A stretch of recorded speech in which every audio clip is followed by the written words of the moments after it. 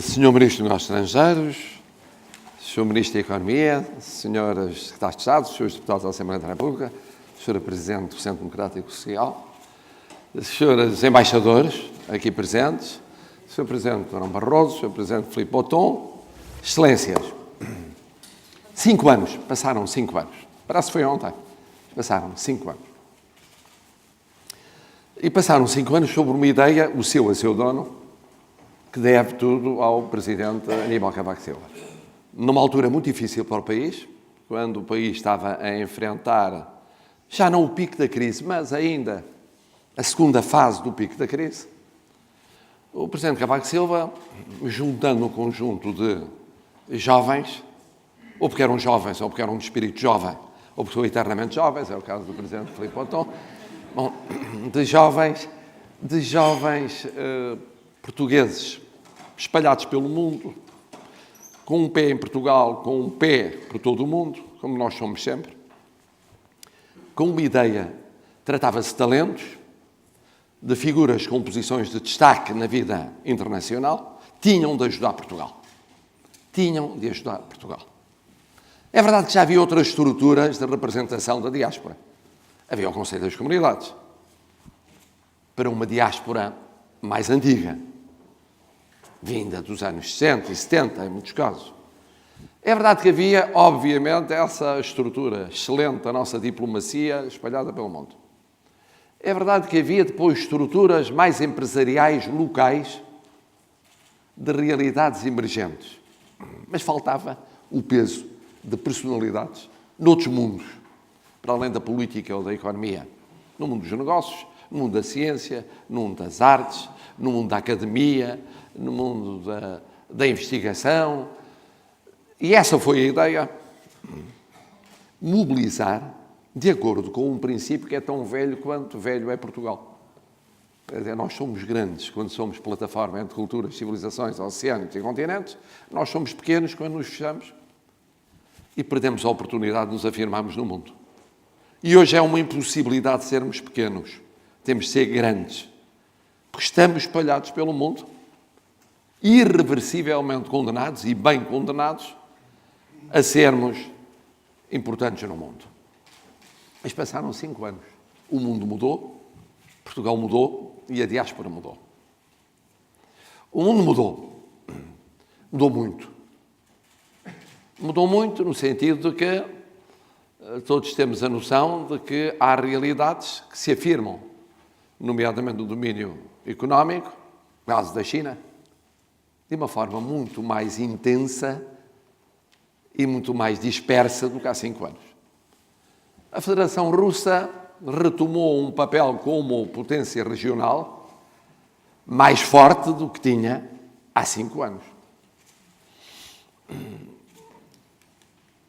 A permanente potência Estados Unidos da América deixou de ser vista como uma superpotência mais ou menos isolada, capaz de agir por si, sem aliados, para precisar crescentemente de aliados, supondo que há uma condução clara da sua estratégia em termos mundiais. A União Europeia sofreu ela própria embates de que saiu o mais airosamente que era possível no ano que está a terminar, mas marcada pela necessidade de aproveitar o ano que vem em curto espaço de tempo para se definir em pontos muito sensíveis.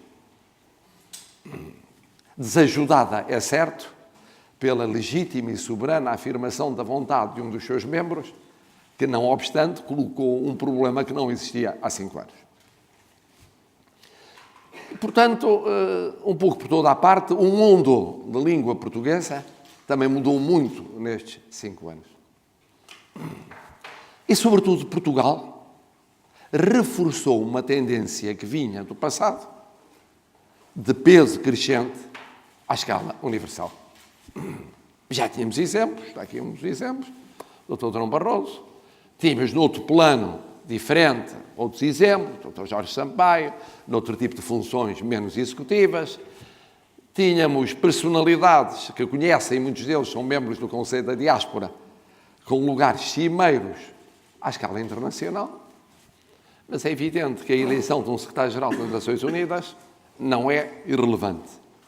E a recente eleição para a liderança do Eurogrupo de um Ministro das Finanças português também não é irrelevante.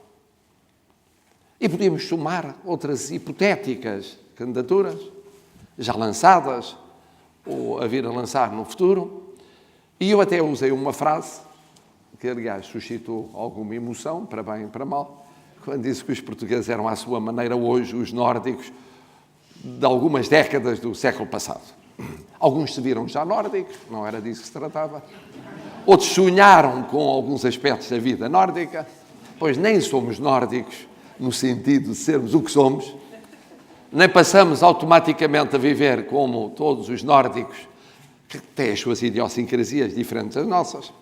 Queria eu dizer que quando, para certas cimeiras, missões internacionais, era preciso buscar alguém que pudesse dialogar com todos, ser aceito por todos, sem ceder no essencial do seu discurso, mas tendo uma capacidade de compreensão e de se fazer compreender, que poucos tinham, falava-se nos nórdicos e buscava-se os nórdicos. E agora busca-se cada vez mais portugueses e aceita-se cada vez mais portugueses. E só é inteligente, nós que temos uma autoestima normalmente muito baixa, por uma vez elevarmos o nosso amor próprio e admitirmos que somos mesmo bons naquilo que fazemos. E aqui nesta sala há várias e vários que são muito bons naquilo que fazem por Portugal e pelo mundo. Mas isso altera um pouco também o caderno de encargos do conceito da diáspora. Já não é o caderno de encargos do arranque com uma finalidade muito precisa e que era uma finalidade de apoio eu não iria dizer à salvação do país, mas à saída da crise, potenciando aquilo que era um capital imenso de Portugal no mundo. Depois Portugal mudou. E mudou muito.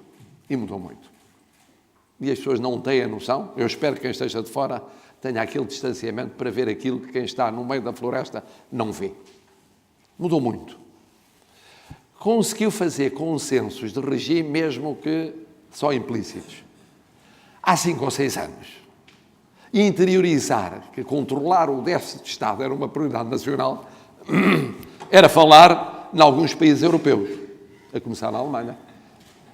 Em Portugal não era uma prioridade nacional, não era assumido como tal. Era um tema polémico, pois passou a ser, com a sucessão de governos, interiorizado como algo que já não se debate na vida portuguesa. E quando se debate é ao nível de 0,1, 0,2 em termos de preocupação. É 1,4, é 1,3. Para o ano será 1,1. Não era esta a temática dominante em Portugal. E houve aqui uma mudança cultural. Uma segunda mudança cultural que está em curso é perceber-se que o desendividamento é fundamental. O objetivo da redução do déficit é a redução da dívida pública, por um dos lados possíveis da sua redução. Era muito mais simples aquela temática, vamos arranjar uma forma rápida e expedita de recolocar em questão toda a dívida pública, encontrando uma forma airosa de a rediscutir para não pagar. Um dia se há de pagar, alguém há de pagar. Bom, isto mudou em Portugal. Mudou em Portugal a exigência em termos de crescimento, que começa no próprio Presidente da República, responsável por falar em metas, porventura muito elevadas, mas que corresponde a esta discussão, que é uma discussão já sobre o valor mais ou menos elevado do crescimento e a sua repercussão no emprego. Isto não é só uma mudança de léxico, é uma mudança de mentalidade. Que está para ficar, qualquer que seja o governo, qualquer que seja a solução, está para ficar, e é bom que esteja para ficar. Acompanhado, naturalmente, da preocupação aqui expressa com as pessoas. Não é crescer por crescer, é crescer para obter resultados na vida de pessoas concretas, no dia-a-dia. E depois há corolários. O que se sofre com a saída do processo de déficit excessivo. E nós que encontramos em cada esquina da história um constitucionalista, encontramos agora um financeiro. Qualquer cidadão tem ideias fortes e claras sobre a matéria. Se alargarmos, eu sei que os especialistas olham com ar preocupado, mas é um facto, preparem-se para isso. Se alargarmos a outras temáticas, que vão do sistema financeiro em geral, à estrutura económica portuguesa, está em curso uma mudança de mentalidade, que acompanha o que eu tenho chamado uma revolução silenciosa, que começou pelos empresários, micro, pequenos, médios empresários, que se lançaram à vida e disseram, durante o período da crise, não há mercado em Portugal, pois vamos operar noutros mercados.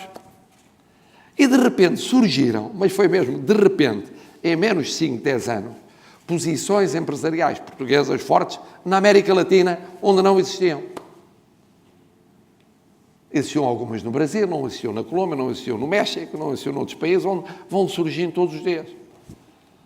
E porque havia problemas noutros continentes pontuais em termos de pagamentos, houve uma reconversão.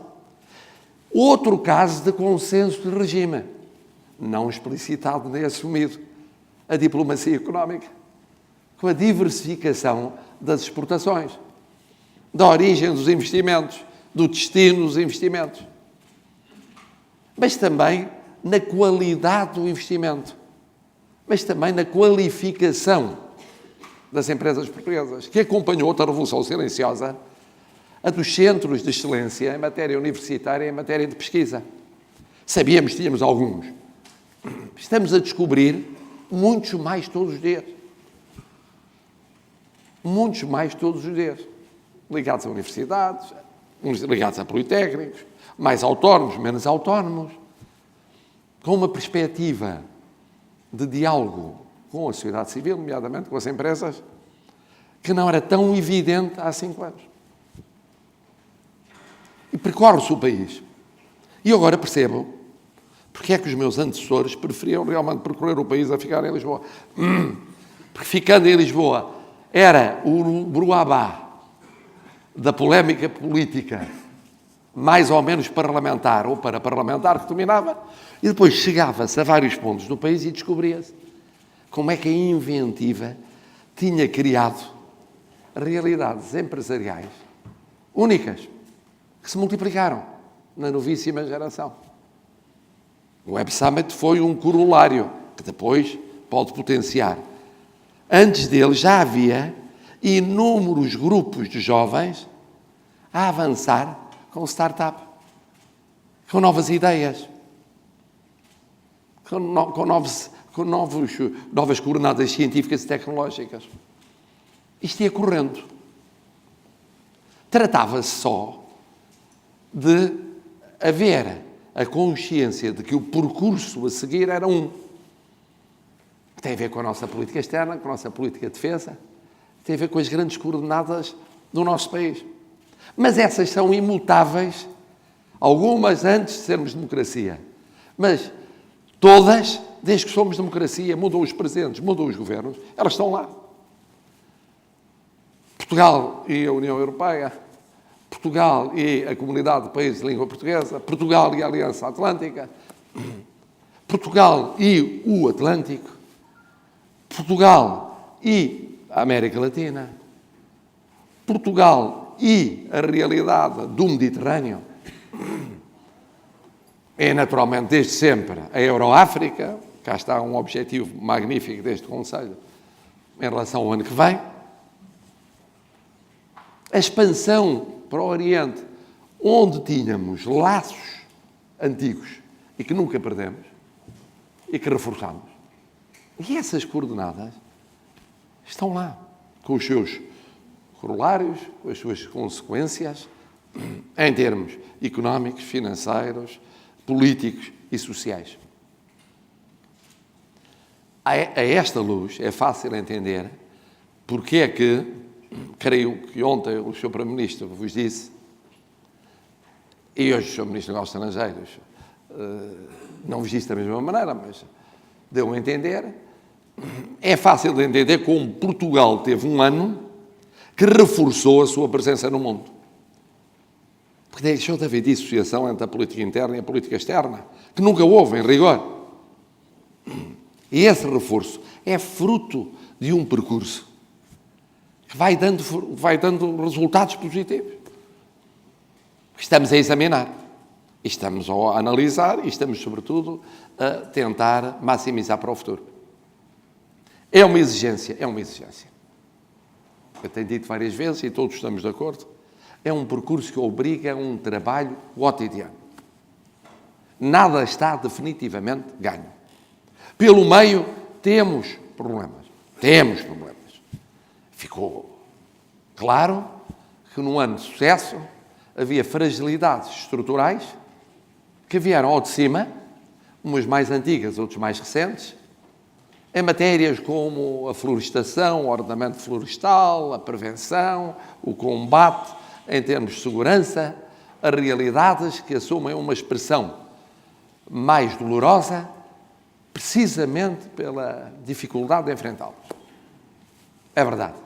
Temos ainda alguma dificuldade em formular consensos de regimes explícitos? Temos. Temos um sistema político que, comparado com os europeus, é dos mais estáveis, atendendo aos populismos, às xenofobias, às crises partidárias, às crises nos parceiros económicos e sociais europeus? Temos. Mas, exatamente, e ainda bem, o ministro até, por uma vez, une as mãos, não sendo crente. Bom, o que é um sinal de quase conversão. Mas isso, costuma dizer o Sr. Primeiro-Ministro de vez em quando, que resulta do facto do Presidente da República ser crente e rezar muito, e ele ser otimista, e muito otimista. Bom, mas não é provável, não está provado que a conjugação só por si chegue. Por muita oração que haja e por muito otimismo que exista, é preciso mais. Mas temos, obviamente, que estar atentos a fenómenos que podem chegar a Portugal, que eu tenho apelidado de surtos inorgânicos de contestação social, dispersos, que perante a fragilidade de instituições clássicas do Estado, ou da administração pública, ou do poder local, podem colocar estrangulamentos e problemas graves, com uma dificuldade de capacidade de resposta. Isto para ser claro, e para vos dizer que, ao lado do que há, de facto, de evolução virtuosa, há depois problemas estruturais, que são problemas que, ou no plano do sistema político, ou no plano do sistema administrativo, ou no plano do funcionamento das instituições, da sua credibilização, são problemas constantes, que se colocam de forma constante e exigem uma atenção constante. Mas Portugal mudou muito. E a diáspora mudou. Já o ano passado falámos disso. E com a rapidez que caracteriza as lideranças deste Conselho, rapidamente também apreenderam a necessidade de lidar com a novíssima diáspora dos últimos anos. Que é muito diferente, eu sei que o Sr. Ministro já falou disso hoje, é muito diferente das diásporas anteriores. Mesmo da diáspora, da maior parte dos fundadores e membros tradicionais deste Conselho.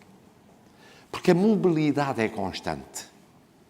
Não se trata de ir para ficar e depois a vida prosseguir com crescente influência nesse outro mundo.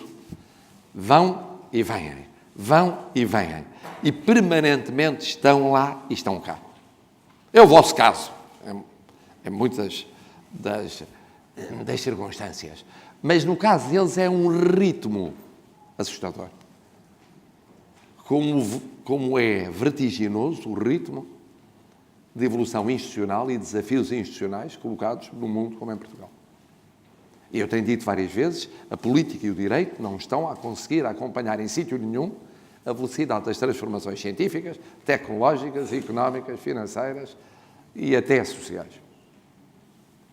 Chegam sempre tarde. Pois esses hiperjovens chegam sempre cedo.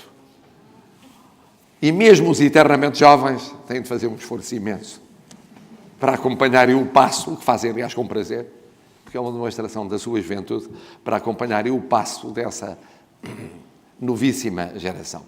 Embora a sua ligação ao Conselho é fundamental, mas a questão é outra. A questão é dupla.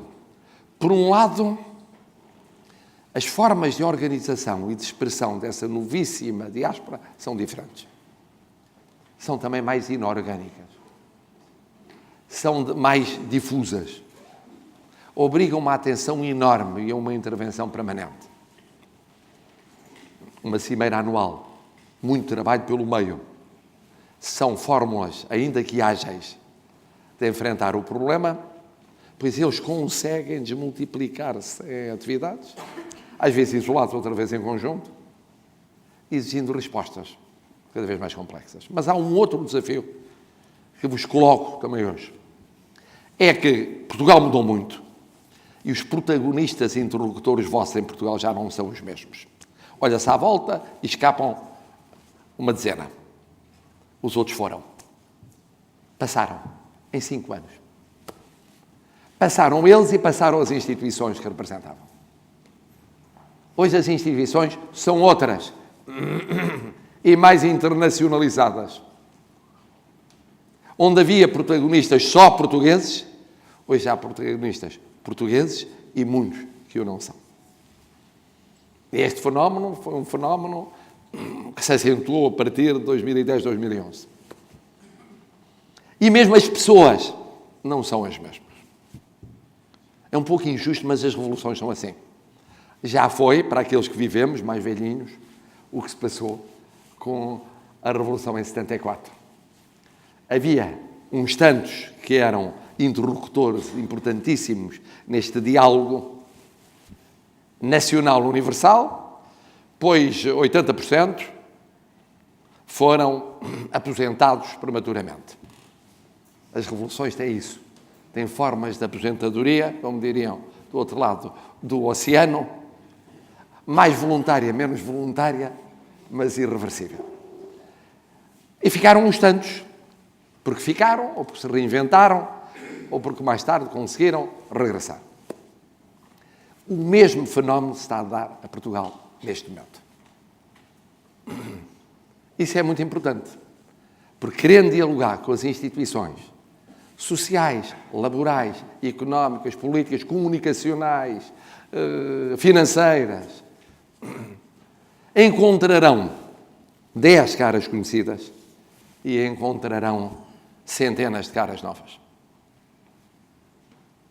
E não falo na renovação política, porque essa faz parte da lógica, haver jovens que se afirmam e que, sendo ainda promissores, já são certezas neste momento. Isto obriga, confesso-vos, a uma missão muito mais difícil do que aquela que era o vosso caderno de encargos há 5 anos. Há 5 anos era descobrir os talentos óbvios, ou que se afirmavam e que se iam afirmando no mundo, e tem-no feito, atentos, como veremos na entrega dos cartões, atentos a tudo o que de novo vai emergir. Agora tenho que descobrir os talentos que estão a emergir em Portugal, para que a ponte seja biunívoca. É um desafio difícil, mas eu tenho a certeza, como aqui foi dito, sendo uma instituição para sempre, de vocação eterna, perene, que saberão fazê-lo. Uma última nota. Embora de forma modesta, eu quis dar um sinal de consideração pela diáspora. Com a primeira nomeação, na já longa história do Conselho de Estado, de um conselheiro da diáspora para aquele órgão. E tendo de fazer uma escolha, preferi a escolha não política. Poderia ser uma escolha política. Normalmente é mais óbvia. E escolhi uma escolha no domínio do saber. Uma homenagem, aliás, à segunda geração da diáspora no fim de uma carreira. Tanto quanto se pode dizer que é o fim de uma carreira, porque, como sabem, temos descoberto génios que com idades teoricamente provectas noutros tempos, manifestam a sua genialidade. Mas foi um sinal que no futuro deve ser alargado. E tem de ser alargado. E, portanto, em suma, o que vos digo, continua firme o apoio do Presidente da República, tem sido muito firme o apoio do Sr. Ministro dos Negócios Estrangeiros, o entrosamento com a diplomacia, tem lideranças que conhecem muito bem o mundo, e, num caso, pelo prestígio adquirido a nível mundial. Segundo, pelo seu dinamismo que ninguém consegue acompanhar a nível também universal, pela forma como está presente em vários continentes e como tem sabido dinamizar esta instituição. No fundo, 5 anos depois, o mundo mudou, Portugal mudou, a diáspora mudou, o Conselho tem virtualidades para se afirmar para esses novos desafios. Conta com o apoio institucional, solidário, presente, aliás, representado pelos seus deputados de Presidente da República, Parlamento e Governo. Só vos quero agradecer por isto, porque ao agradecer-vos, estou a agradecer aos milhões de portugueses aqui representados. Em larga medida se costuma dizer, e é verdade, que eles são dos melhores de todos nós. Porque em algum momento da sua vida, por sua vontade ou por imperativo das circunstâncias de vida, foram reconstruir Portugais fora do território físico de Portugal, embora no mesmo território espiritual. Não são esses milhões todos que estão aqui presentes, mas são exemplos de excelência desses milhões. E, portanto, nas vossas pessoas, eu agradeço a esses milhões a fidelidade a Portugal.